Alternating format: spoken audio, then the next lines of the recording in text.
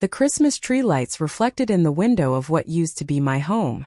I stood on the porch, gripping the small gift basket I'd brought, watching my son Derek and his wife Vanessa laugh with their friends inside.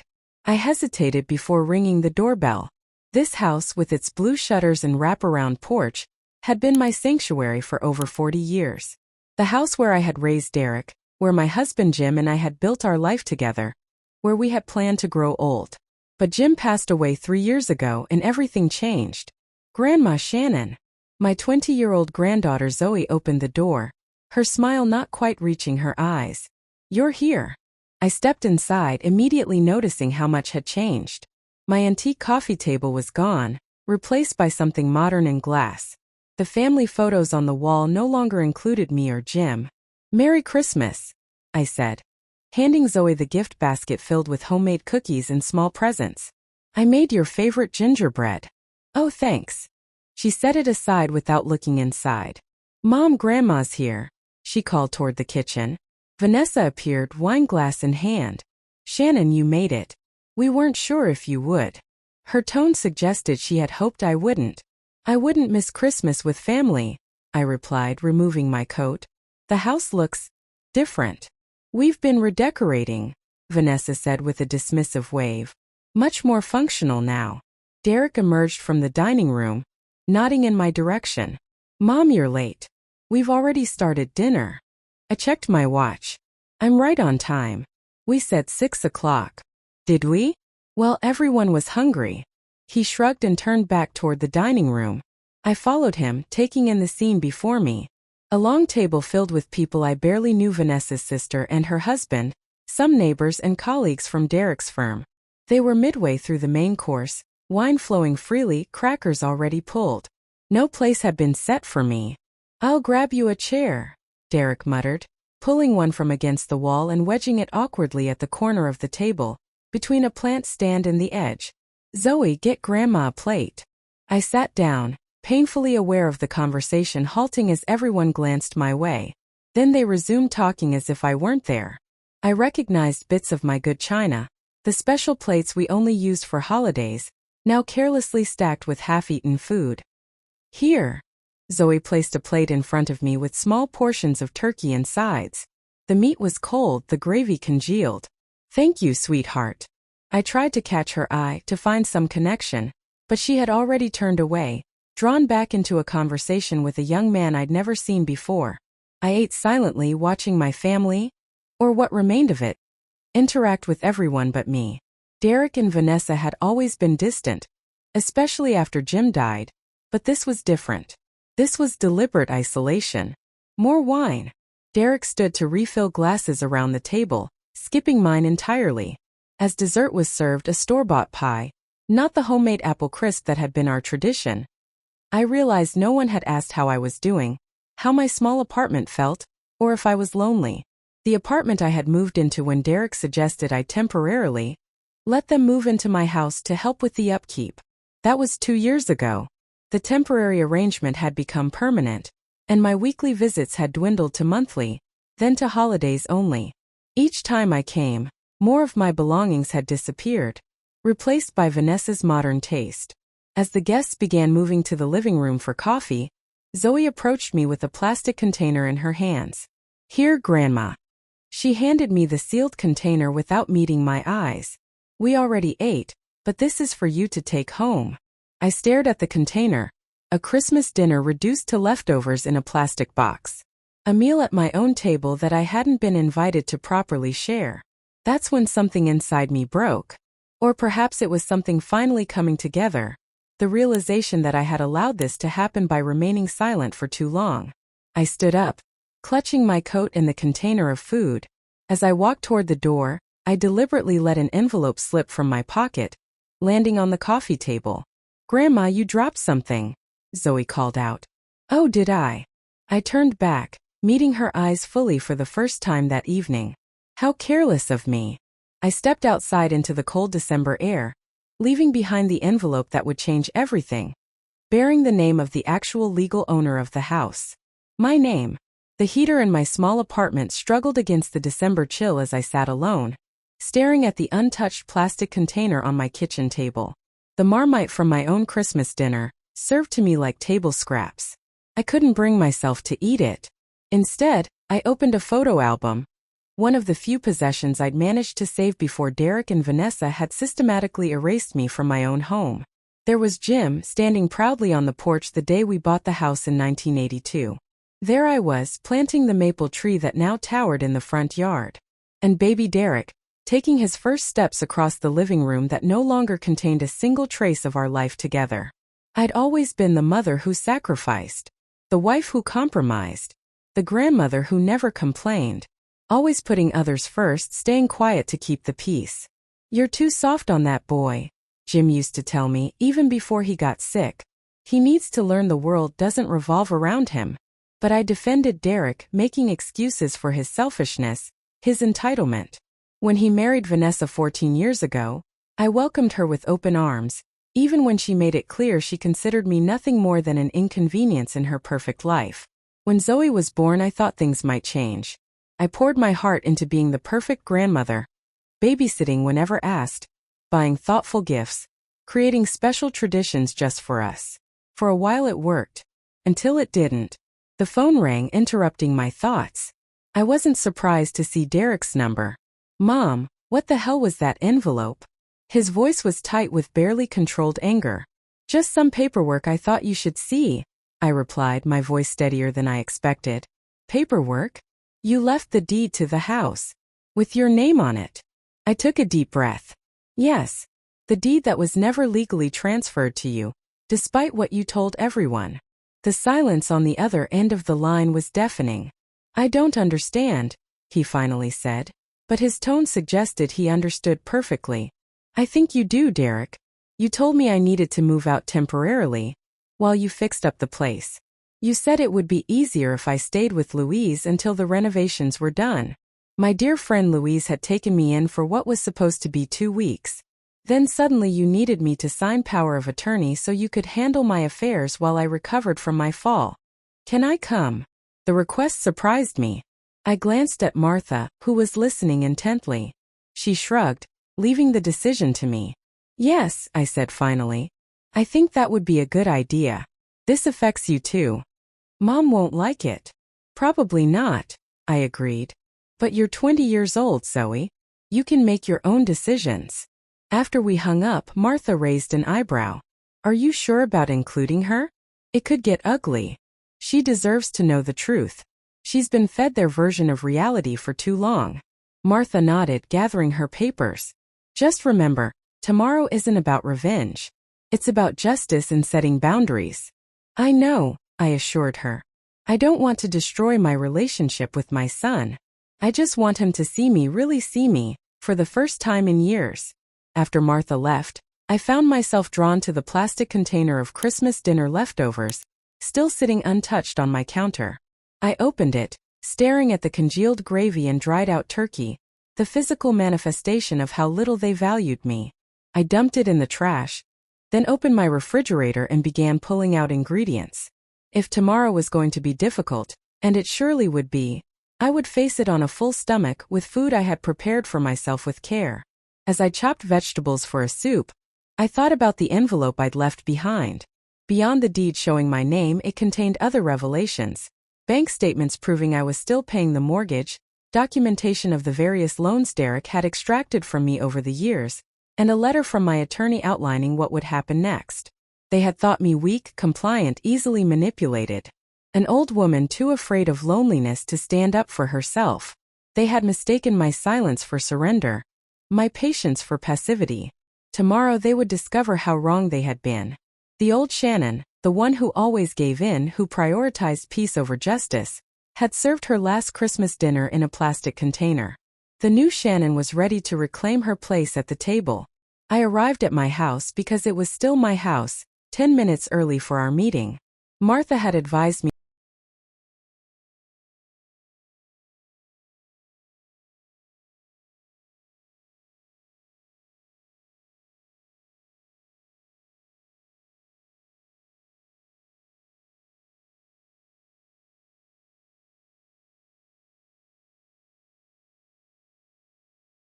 erased. I rang the doorbell, feeling strangely like a visitor in my own home. Vanessa opened the door, her face a careful mask of neutrality that didn't quite hide the tension in her jaw. "Shannon," she said with a nod, stepping aside to let me in. "Derek's in the living room." I walked through the entryway, noticing more changes since Christmas Eve. Family photos had reappeared on the walls, including a few with me in them, as if they'd been hastily rehung to create the impression that I had never been erased from this space. Derek stood as I entered, his face haggard from what had clearly been a sleepless night. "Mom," he said stiffly, "we need to talk about this misunderstanding." "It's not a misunderstanding, Derek," I replied calmly, sitting in what used to be Jim's favorite armchair. "It's a long overdue conversation." Vanessa perched on the edge of the sofa, her fingers nervously twisting her wedding ring. "Where's your lawyer? I thought this was supposed to be some kind of formal meeting. Martha will be here shortly. I wanted a moment with both of you first." Derek paced the room, unable to settle. "Mom, I don't understand why you're doing this. We've taken good care of you. The apartment is nice. We make sure you have everything you need." "Everything I need?" I interrupted, my voice steady but firm. "Derek, you and Vanessa systematically cut me out of my own life. You convinced me I was incapable of managing my affairs. You isolated me from my friends, my community, and even my granddaughter." Vanessa's face flushed. "That's not fair. We were trying to help. After Jim died, you were a mess. Someone had to step in." "I was grieving," I said, echoing what I had told Derek on the phone. "Not incapable. There's a difference." The doorbell rang and Vanessa jumped up to answer it. I heard Martha's crisp voice in the hallway, followed by another, younger voice that made my heart skip. "Zoe." They entered together, Zoe hanging back slightly, her eyes darting nervously between her parents and me. She was dressed more formally than I was used to seeing her, in a simple blue dress and cardigan, her hair pulled back neatly. She looked more like the young woman she was becoming than the teenager her parents still treated her as. "Zoe," Vanessa said sharply, "I thought we agreed you would stay at Aunt Linda's today." "I wanted to be here," Zoe replied, her voice quiet but determined. "Grandma said it was okay." Derek turned to me, his face darkening. "You had no right to involve her in this." "She's not a child, Derek," I responded. "And this affects her too." Martha cleared her throat. "Shall we begin? I have the documentation we discussed, Shannon." She placed her briefcase on the coffee table and began removing folders. "What documentation?" Derek demanded, still standing. "What exactly are you claiming, Mom?" Martha answered for me. "Mrs. Patterson is not claiming anything. She is stating facts. This house legally belongs to her. She has continued to pay the mortgage and all associated costs. The power of attorney you obtained was done under false pretenses and was improperly executed, making it invalid." Vanessa made a small choke sound. Derek's face paled. "That's not possible," he insisted. "Mom signed the papers. I saw her." "I signed papers," I agreed. "But not what you told me I was signing. You said it was to help with medical decisions if I fell again, not to give you control of my finances or property." Zoe had moved to sit on the arm of my chair, her presence a silent show of support that meant more than she could know. "Is that true, Dad?" she asked, her voice small but clear. "Did you lie to Grandma about what she was signing?" Derek's gaze shifted between his daughter and me, his expression hardening. "She's confused. She was confused then and she's confused now. The doctor even said." "The doctor you chose," Martha interjected smoothly, "who never performed a cognitive assessment and who has since clarified that his remarks about Mrs. Patterson's state were limited to normal grief reactions, not cognitive impairment." I watched as the careful narrative Derek and Vanessa had constructed began to unravel. Vanessa was the first to switch tactics. "Fine," she snapped, standing up abruptly. "So the house is still technically yours. But we've put thousands into renovations. We've been living here for years. You can't just throw us out." "I never said anything about throwing you out," I replied calmly. This clearly wasn't the response they were expecting. Derek's eyes narrowed suspiciously. "Then what do you want?" "I want my place in this family back. I want to live in my home again. And I want you both to acknowledge what you've done." Vanessa gave a bitter laugh. You expect us to just hand over the master bedroom and say sorry? After everything we've done for you? Everything you've done for me? I repeated, feeling a flash of anger I quickly controlled. Like what, Vanessa? Taking my house? Spending my retirement savings? Serving me Christmas dinner in a plastic container like I'm some homeless person begging for scraps? The room fell silent. Zoe's breath caught audibly, and I felt her hand come to rest gently on my shoulder. You did what? She whispered, looking at her mother with wide eyes. Vanessa at least had the grace to look embarrassed. It wasn't like that. We didn't expect her to stay for dinner. It was Christmas Eve, Zoe said, her voice rising slightly. At her house. Where did you expect her to eat? Derek stepped in, his tone placating. Zoe, honey. There are a lot of complicated adult issues here that you don't understand. Don't talk to me like I'm 5. Zoe shot back, surprising all of us. I understand plenty. I understand that you and Mom have been treating Grandma like she's nothing. Like she doesn't matter. The truth, spoken so plainly from the mouth of my granddaughter, hung in the air between us. And in that moment I saw something shift in Derek's eyes. Not acceptance, not yet, but the first crack in the wall of justifications he had built around his actions.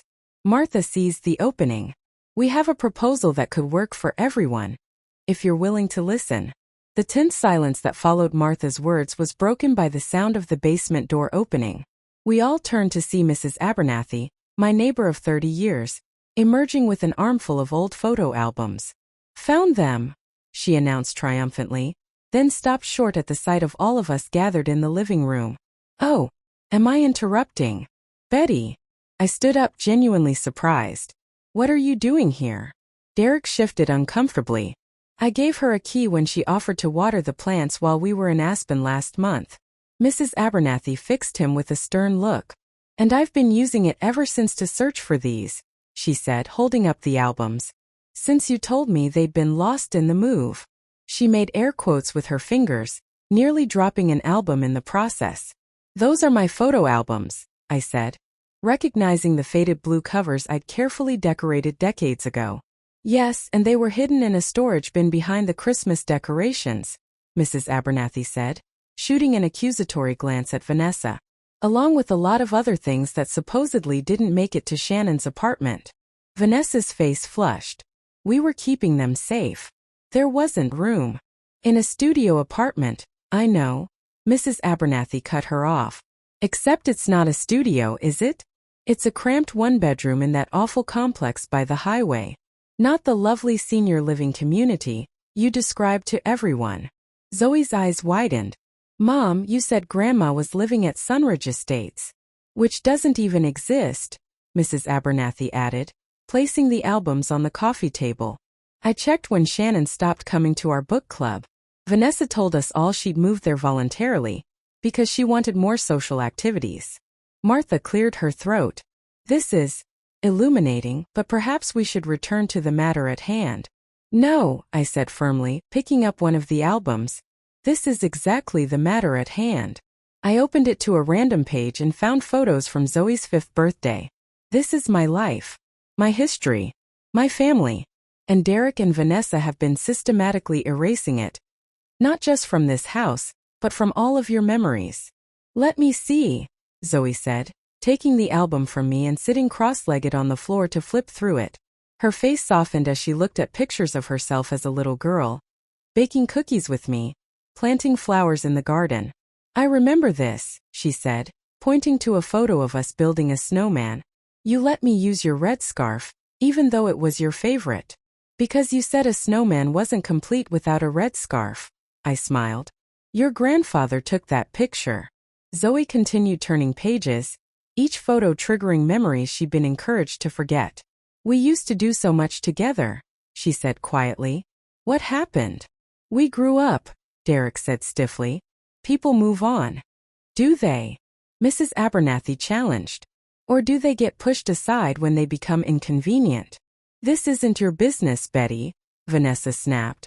Shannon is my friend. Has been for 30 years.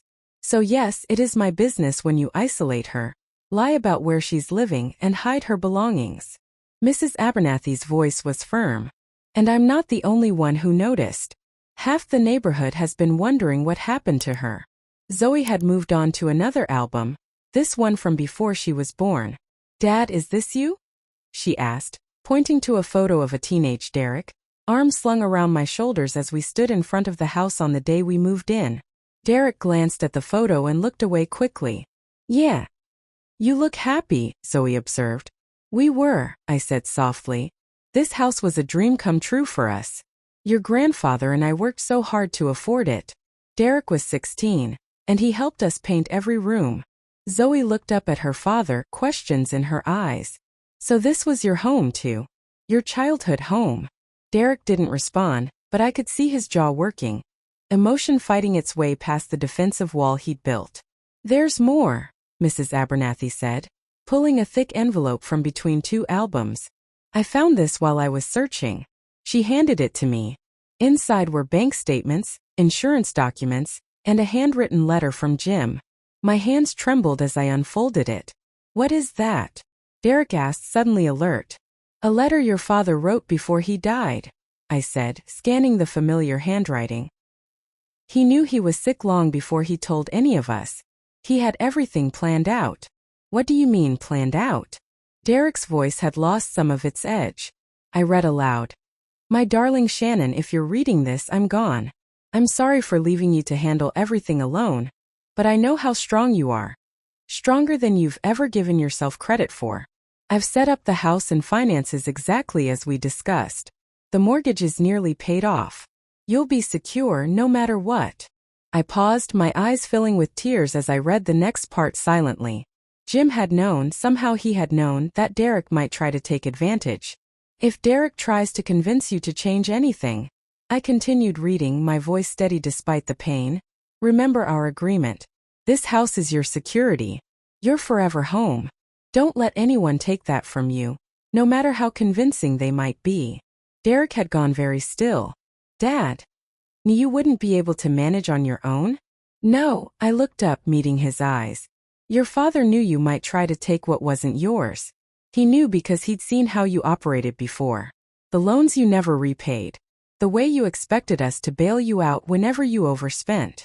The color drained from Derek's face. That's not fair. I was building my career. Getting established.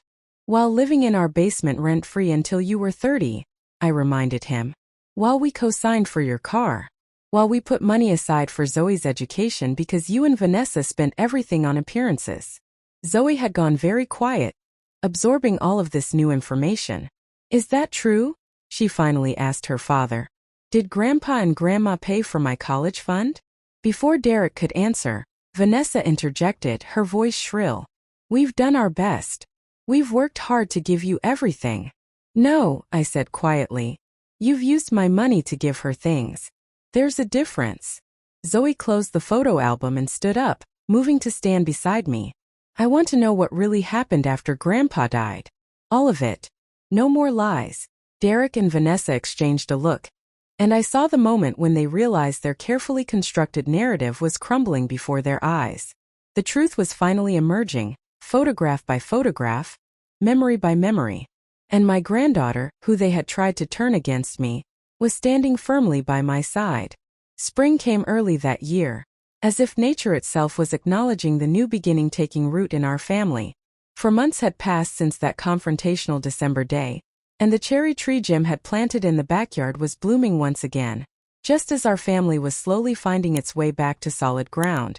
I stood at the kitchen window, watching Zoe arrange flowers in the garden beds we had recently replanted together. She looked up, caught my eye and waved, her smile easier than it had been in years. Coffee's ready, I called through the open window. Coming. She gathered her gardening tools and headed toward the house. I poured 2 cups, adding the splash of cream I knew she liked, and set them on the kitchen table, my kitchen table, back in its rightful place after being relegated to the basement by Vanessa. The house felt like mine again, though it had taken time and difficult conversations to reach this point. After the revelations of that December day, Martha had helped us draft a formal agreement. I would return to the house, taking the main bedroom that had always been mine. Derek, Vanessa, and Zoe could continue living here, but with clear boundaries and expectations. Derek had resisted at first, his pride wounded, his sense of entitlement deeply ingrained. Vanessa had threatened to leave, to sue, to turn Zoe against me. But in the end they had no legal ground to stand on, and more importantly they had run out of lies. The retirement funds they had taken were mostly gone, spent on luxury vacations and the appearance of success. I had chosen not to pursue legal action, focusing instead on rebuilding what mattered most, my relationship with my granddaughter and I hoped eventually with my son.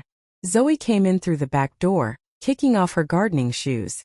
"The tulips are almost ready to bloom," she said, settling into a chair across from me. "Grandpa's favorites, right?" "He planted those bulbs the fall before he got sick," I nodded. "Every spring when they bloom, it feels like he's saying hello." Zoe wrapped her hands around her coffee mug. "I've been thinking about moving back to the apartment above the garage," she said casually, though I could tell she'd been considering this for a while. "It's weird living under the same roof as Mom and Dad right now. I feel caught in the middle." "I understand," I said, and I did. The past months had been tense as we all adjusted to the new arrangement. "The apartment is yours if you want it.